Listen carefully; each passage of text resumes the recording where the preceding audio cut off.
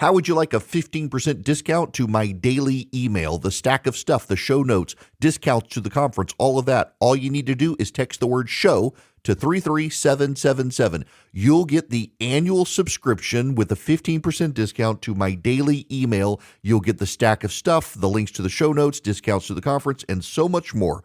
All you have to do is text the word show, SHOW, to 33777. Text show to 33777.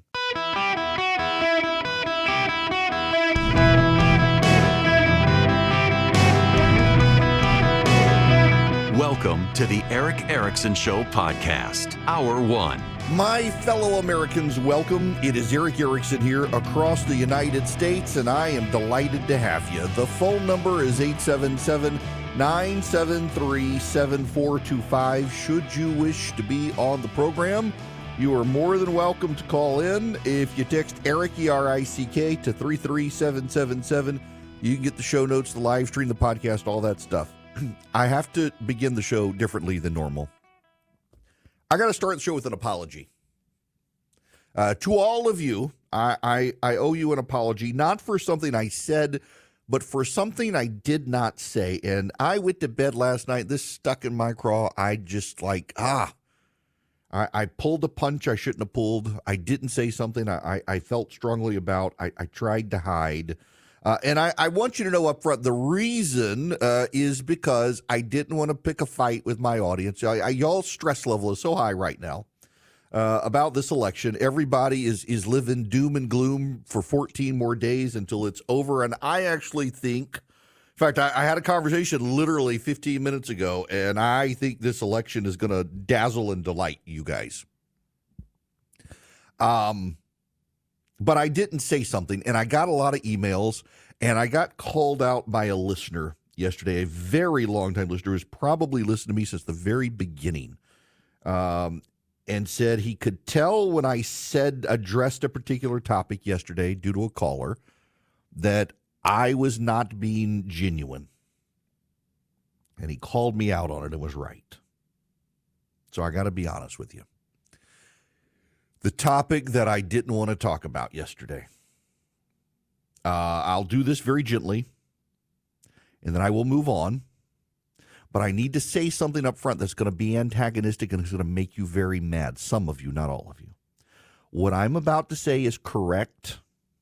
This is one of those things where, when I was running candidates for office, I tell them, know when you're in the minority, even when you think you're right. I don't think I'm right on this. I actually know that I am right on this. There's actually not a doubt. I know I'm right in this, and that's why I didn't want to say it yesterday, because I know I'm right in this. But given that we're 2 weeks from the election and tribal partisanship is at an all-time high, you're going to say that I'm wrong, and I need you to know going into this, when your gut reaction on what I'm about to say is that I'm wrong, I need you to know you actually are wrong and I'm right, and I don't say that to rub it in. I just need you to know when I tell you this, you're going to be very defensive and say, I'm wrong, and I'm actually right, and you're the one who's wrong. This is why I didn't want to bring this up yesterday. I didn't want to antagonize you guys, but I'm actually right in this. So Kamala Harris has this rally, and these two guys come and they yell, Christ is King, and it throws her off her game, and she can't say amen or anything. She has such terrible political instincts. She immediately goes to, y'all, I think y'all are at the wrong rally. And, of course, this crowd of white chicks goes wild. When Kamala Harris is before a group of Asians, she'll say namaste. When she's before a group of black people, she'll say amen. When she's in a lily white crowd of white progressives, she refuses to acknowledge any sort of religion because it's virtue signaling for this secularist crowd that she's with them. Even though she likes to tell people she identifies as a Baptist, she speaks Christianity as if she has Rosetta Stone translating for her. And these two guys exposed that Kamala Harris is a faith hack. She drops it when it's convenient, but when she's surrounded by a bunch of white progressives, it's like Peter being called out, aren't you with that guy? And he denies that Christ is Lord. And that's exactly what these two guys were able to pull out of Kamala Harris. But also, those two guys were saying Christ is king, not to proclaim Jesus is their Lord, but to divide and disrupt a political opponent's crowd. They were using Jesus as a political weapon, and they sinned. And they shouldn't have done what they did, even though they exposed her as a faith hack. That's what I didn't want to say yesterday. I wanted to dance around it. Those two guys, y'all are all cheering them on for what they did. And what they did was sinful because they took the Lord of all creation and used him as a political cudgel against someone, not to elevate him, but to diminish her. And that was wrong. Now, having said that, I slept on it all night. I needed to get that off my chest. I got called out by a listener. I can move on. You're just going to have to get over it. I need to also start the show with something. If you read my morning email, we're 2 weeks out. We're 2 weeks from this election. It is 14 days away. And I want to read for you a passage of my favorite of the Screw Tape letters from C.S. Lewis. Now, keep in mind, when you hear the word enemy in this, it is Screw Tape referring to God Almighty as the enemy. Screw Tape, if you're unfamiliar with Screw Tape letters, Screw Tape is a demon who has an apprentice demon named Wormwood. And Screw Tape is giving Wormwood advice on how to lure a man to hell. And so he refers to God as the enemy. And in the 15th letter, he writes this: "In a word, the future is of all things the least like eternity. It is the most completely temporal part of time, for the past is frozen and no longer flows, and the present is all lit up with eternal rays. Hence, the encouragement we have given to all those schemes of thought, such as creative evolution, scientific humanism, or communism, which fix men's affections on the future on the very core of temporality. Hence, nearly all vices are rooted in the future." And then this is the most important part. "We want a man hag-ridden by the future, haunted by visions of an imminent heaven or hell upon earth, ready to break the enemy's commands in the present, if by so doing we make him think he can attain the one and avert the other, dependent for his faith on the success or failures of schemes whose ends he will not live to see. We want a whole race perpetually in pursuit of the rainbow's end, never honest, never kind, never happy now, but always using as mere fuel wherewith to heap the altar of the future every real gift which is offered them in the present." What does all this mean? We are 14 days away from a presidential election, and there are people listening to me right now who are convinced it's the end of the world if their side loses. If you're a Democrat right now, I want you to know I think you're about to lose this election. And you're going to have to come to terms with the fact that half or more of this country voted for someone you think is a threat to democracy, and you're going to need to try to understand why those people would do that as opposed to blaming them. And it's easier to hate and blame than to understand. But for every single person listening to my voice right now, the goal of the campaigns is exactly like what Screw Tape is talking about here. We want a man hag-ridden by the future, haunted by visions of an imminent heaven or hell upon earth, ready to break God's commands in the present, if by so doing we make him think he can attain the one or avert the other. You got that? The campaigns are extensions of what Screw Tape is warning about. In 2 weeks, we're going to have an election. There are probably, if the election goes the way I think it's going to go, there are going to be riots, and small businesses in large cities across America are going to burn. And there will be people who decide to abandon this country, who give up on this country.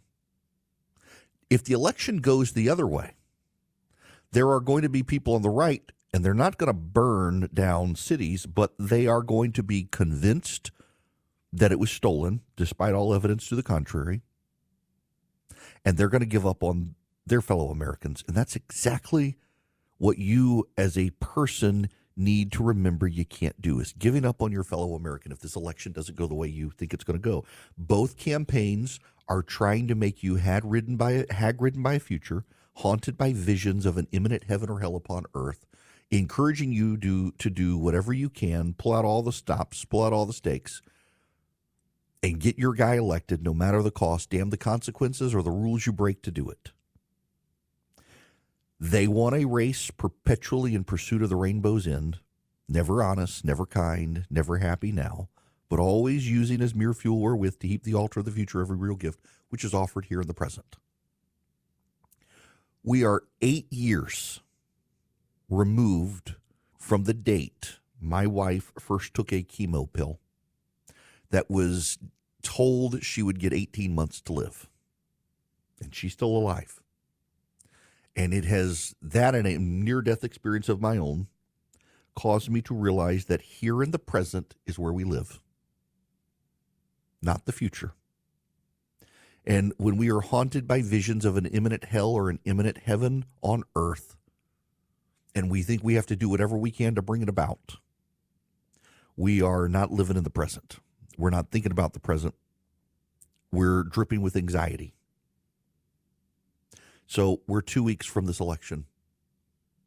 Whatever happens, happens. You should go vote if you're inclined to vote. I hope you will go vote. But the country's not going to end on November 6th if the election doesn't go the way you want. The country's still going to be here. Your friends and family are still going to be here. I am appalled at the number of stories I continue to hear from people who in their families have reached a breaking point over whether someone supports or opposes Donald Trump. If your familial relations are breaking down because of a politician, and he is a politician, you're doing life wrong. If you can't stand someone because they like Donald Trump, you're doing life wrong. If you can't stand someone because they hate Donald Trump, you're doing life wrong. You are a race of people perpetually in pursuit of the rainbow's end, never honest, never kind, never happy now. You're falling into Screwtape's trap. So I wanted to begin here because I'm about to get into the data.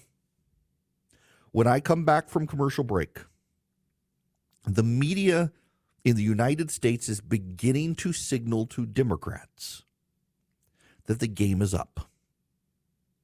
We are about to see a rage and fury from the left in the United States like we have never seen before if this trend continues. Because they have convinced themselves, whipped themselves into existential fury and frenzy that if Donald Trump gets elected, it's the end of all things. It's not. It's not. But the same holds true for you. If the election flips on a dime and Kamala Harris gets elected, it's not the end of the country. And you got to love your neighbor, whether they voted for Harris or Trump. And a lot of people seem to forget that.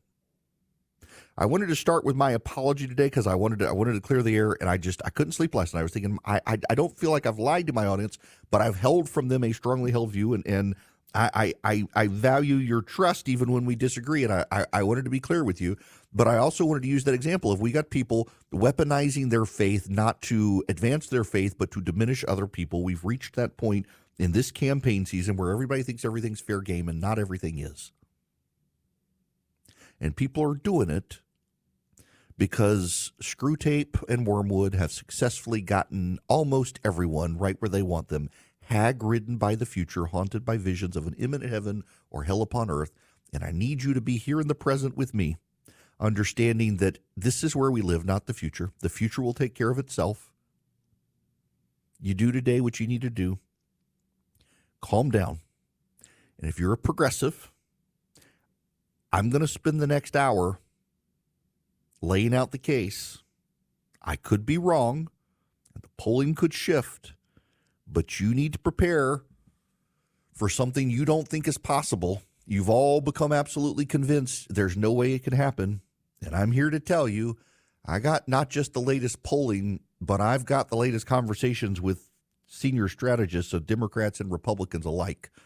And it's those Democrats, not Republicans, who are on flight sites looking for ways out of this country after November 5th, not the Republicans. And that tells me everything I need to know about where this is headed. And it's not good for Democrats. There's some breaking news I got to get to before I get to anything else. This is Just Hit the Wires. Welcome back. It's Eric Erickson here. The phone number 877-973-7425. Federal prosecutors have just dropped a huge indictment. They're charging a senior official in the Islamic Revolutionary Guard of Iran and 3 others with connections to the country's government to participate in a failed plot to assassinate a human rights activist in Brooklyn. The plot was to kill Mashi Alinejad, who was criticizing Iran's repression of women. It was disrupted by the U.S. government and led to a federal murder for hire charge against members of an Eastern European criminal organization with ties to Iran. Earlier this year, the new charges are now directed at a high-ranking official in the Revolutionary Guard with a role in the plot. The group is Iran's primary military force, executing its foreign policy across the Middle East. The official, Ruhollah Bazganadi, was described in the indictment as a brigadier general with the Revolutionary Guard. The Treasury Department, in imposing sanctions on the man, said he's been involved with the detention of foreign prisoners in Iran, as well as assassination plots against journalists, Israeli citizens, and other people deemed enemies of Iran. This particular lady has lived in Brooklyn and wrote about the Iranian government. They called for her abduction through social media, and the Iranian government itself, inside the United States of America, has been plotting her assassination with a gang from Eastern Europe. This comes on the heels of further indictments of people plotting with the Iranians to assassinate Nikki Haley and Donald Trump in the United States. Iranians here in this country collaborating, and yet the Biden administration continues to waive sanctions on Iran, continues to allow Iran to sell oil, continues to ask Israel to mitigate its response to Iran and go easy on them. This administration continues to be collaborative with Iran, and now we know members of this administration have been leaking classified information to the Iranians. The Iranians infiltrated the Biden administration to an extent most of the American media has refused to acknowledge or report on, other than Semaphore. It's wild. This massive story's been out there about the infiltration of this administration by Iran, and major media outlets around the world have refused to discuss it. And now an assassination attempt has been disrupted. Another one. All right, we'll get to the data on Harris here in a second. First, I got to tell you about Vision Computer. If you are thinking of buying a computer and you know you're probably going to have questions and whatnot, well, Vision has 5-star tech service. It comes with the computer you buy. You don't have to pay for the tech service when you buy the computer from Vision. They can take care of you. They can remote into your computer to fix things. They can help you with email setup, printer support, you name it. All you do, you get a special number. You call them 15 seconds or less, you get the answer. Call Vision at 404-COMPUTE or go to visioncomputers.com, and you can build a computer with them, have a great relationship with them. If you tell them I sent you, if you call them at 404-COMPUTE, tell them I sent you, you're going to save even more money. But now let's say this.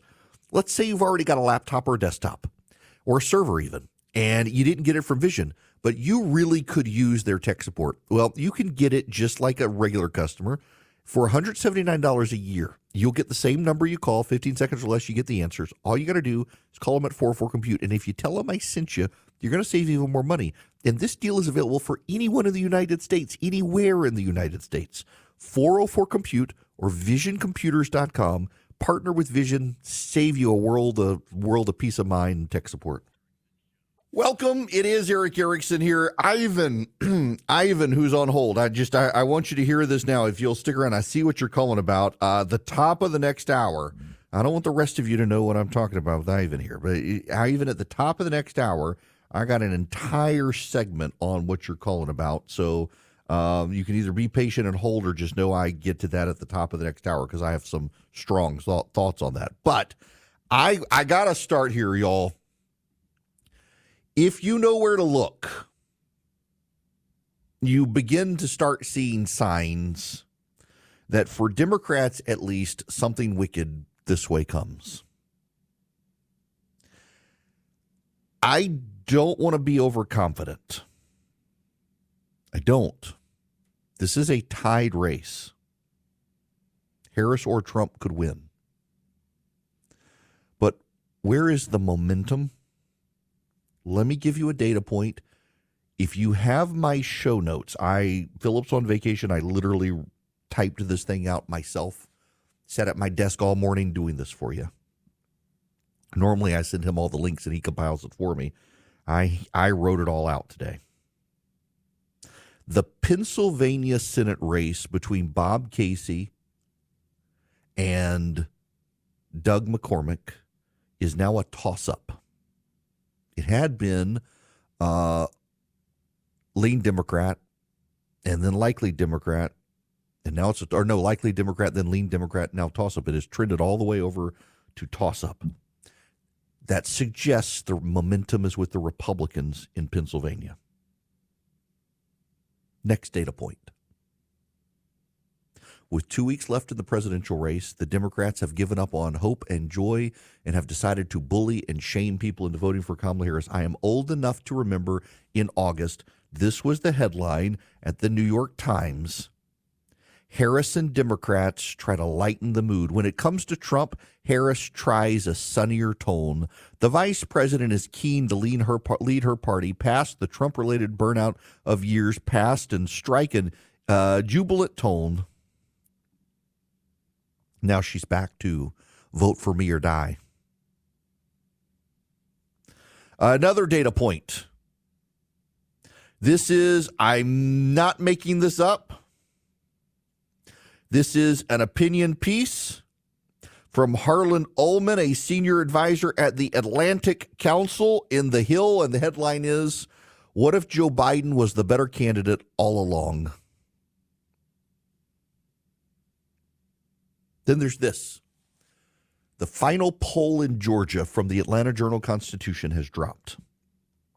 You should know, as someone in Georgia, I was initially skeptical of the AJC polling when they started doing this several years ago, but they've gotten pretty good at polling Georgia. It's a disaster for the Harris campaign in Georgia. Donald Trump leads by 4 points. It's the underlying data that's the disaster. Donald Trump is winning the 18 to 29-year-old crowd. Kamala Harris is winning women by 18 points, but Donald Trump is winning men by 31 points.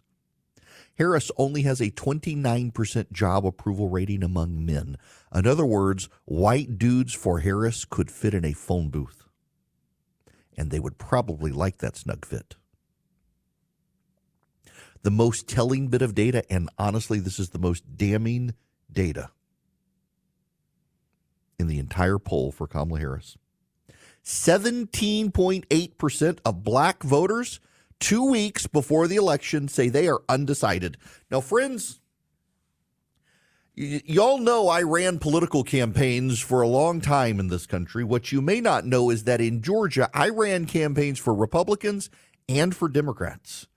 There were conservative Democrats in the state who were running against liberal Democrats in areas where a Republican was not going to win. And I was oftentimes hired by the conservative Democrat to run his or her race against the liberal Democrat in areas where no Republican could possibly win. And we'd get the conservative Democrat elected. So we had someone close to a Republican, better than the liberal. Black voters, when they are 2 weeks before an election in Georgia and say they're undecided, are not undecided. That is code for I ain't voting. If you're a black voter in Georgia 2 weeks before the election and you are undecided, 17.8%, those are voters who are not voting for president of the United States. They don't like Harris. They just can't bring themselves to vote for Trump. On top of that, 1 in 4 Georgia voters has already cast their ballot. That is a lot of people. 1 in 4 Georgia voters has already cast their ballot. That's incredible. 1.7 million percent, or 1.7 million, 1.7 million voters, 24.1% of voters. 1 in 4 have cast their ballot.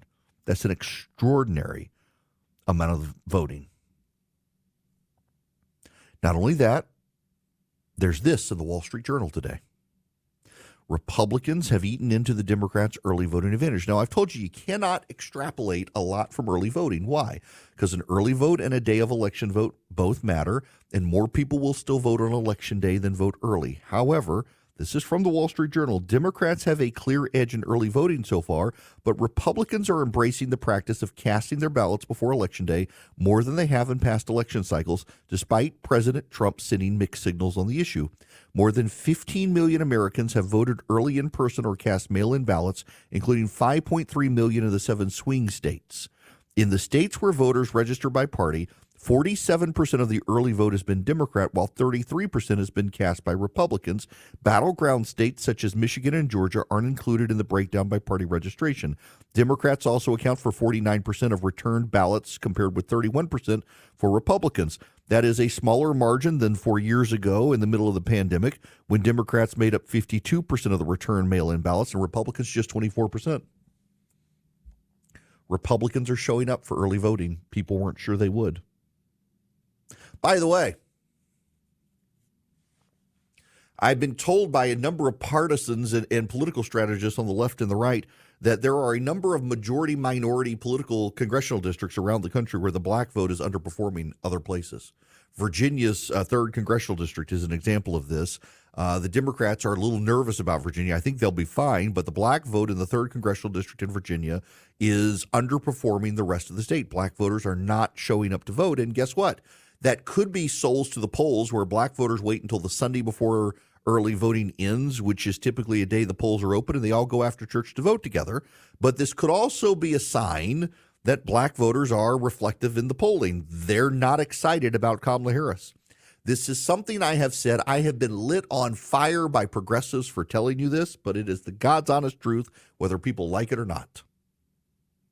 You talk to black voters in the South or go to a barber shop in the North and talk to black men, and all of them will tell you Kamala Harris does not have an authentically lived African-American experience in the United States.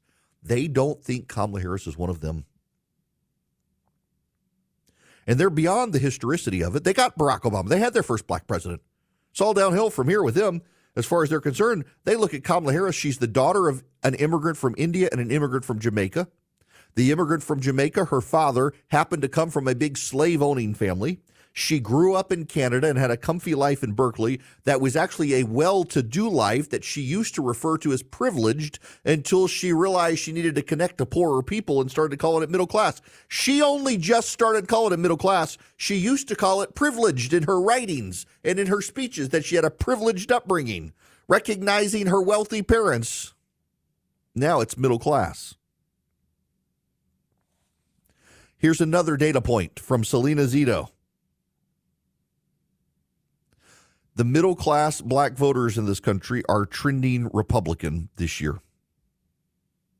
The anecdote goes beyond data to show that black voters in this country, the younger they are more likely to vote Republican, and older black voters are not inclined to vote in the presidential race.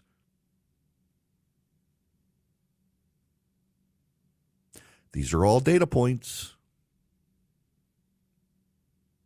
These are all data points. And then there's this. You know what the very top story in Politico was this morning? Who's going to be the chief of staff in Donald Trump's White House? Susie Wiles, Brooke Rollins, or Kevin McCarthy? Why are they talking about Trump's White House chief of staff when he's not elected? Why was that the top story at Politico today? But wait, there's more. The New York Times and the Wall Street Journal today both ran stories. What if the polls are wrong? Let me read for you what the New York Times wants its readers at the New York Times to know. The unified theory of polling. It tries to explain in one swoop why the polls and Democrats do well in midterms, while the polls and Democrats do poorly in presidential elections. This theory holds that pollsters simply can't reach enough of the least politically engaged voters, and these voters overwhelmingly back Mr. Trump. The polls can do fine in midterm elections when only the highly engaged and now relatively Democratic-leaning voters cast ballots, but they underestimate Mr. Trump in presidential elections. If you're a liberal reader of this newsletter, This theory may send a shiver down your spine. All cycle, we've noted Mr. Trump's strength among less engaged voters. We've agonized over the challenges in polling. Recently, we've observed the New York Times Siena poll show strange similarities to the midterm election.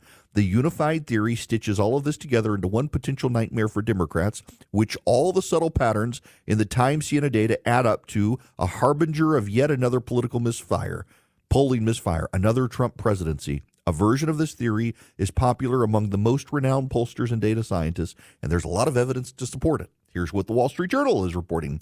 Pollsters are still debating whether Trump himself exerts a unique force on the voters that pollsters haven't yet navigated. While state polls were off base in 2016 and national polls aired in 2020, polling was considered generally accurate in the midterm election of 2022 when Trump was not on the ballot.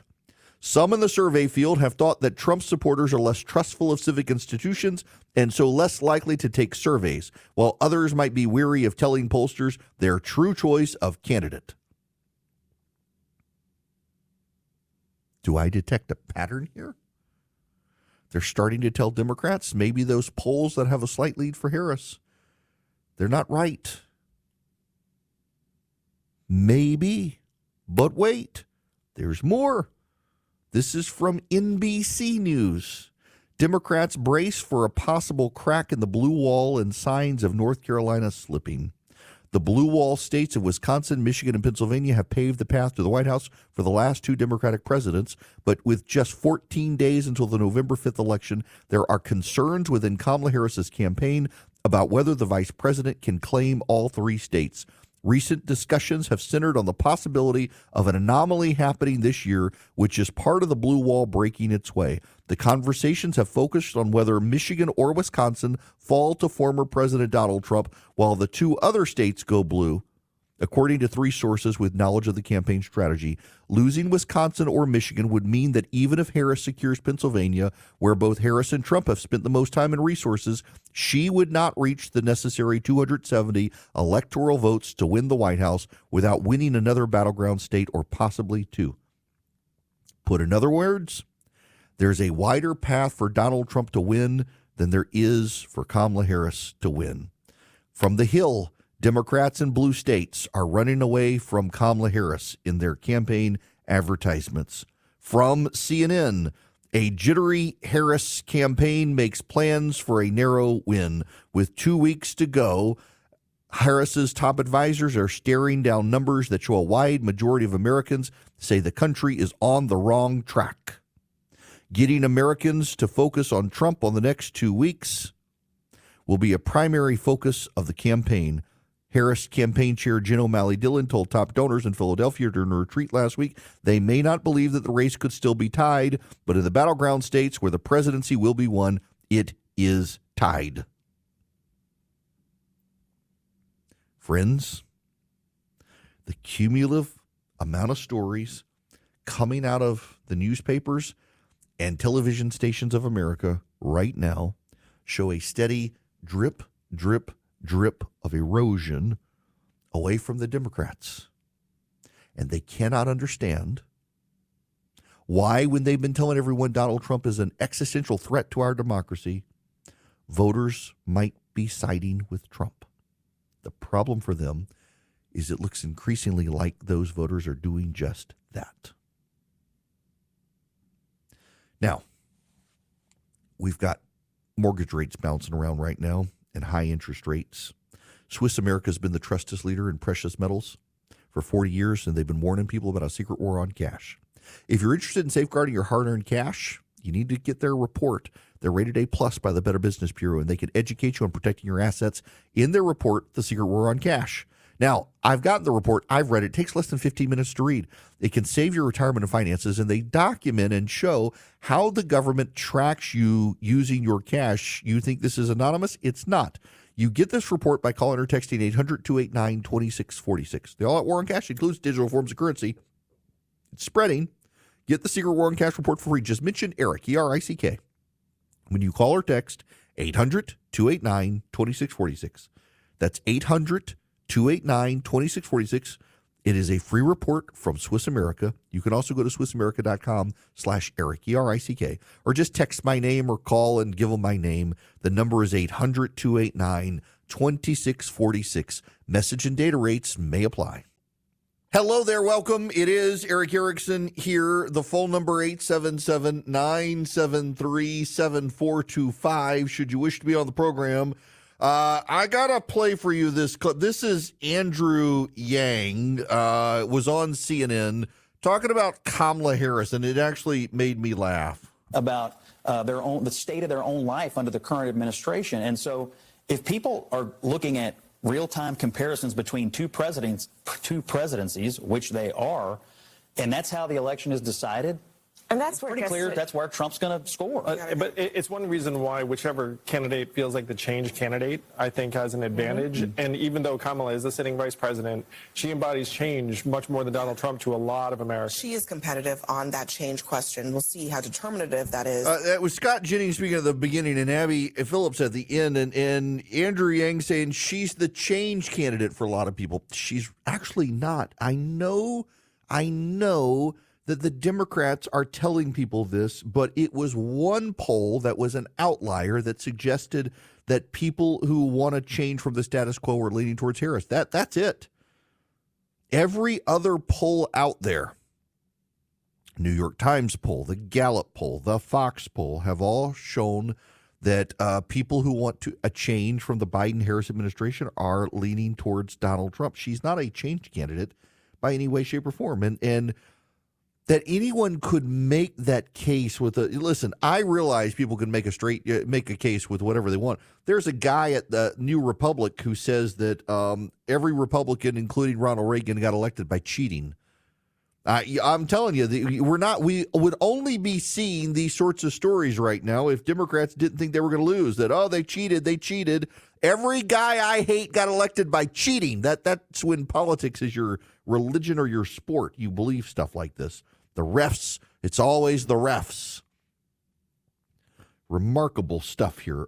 Democrats are going to have a mental, very public meltdown in 15 days.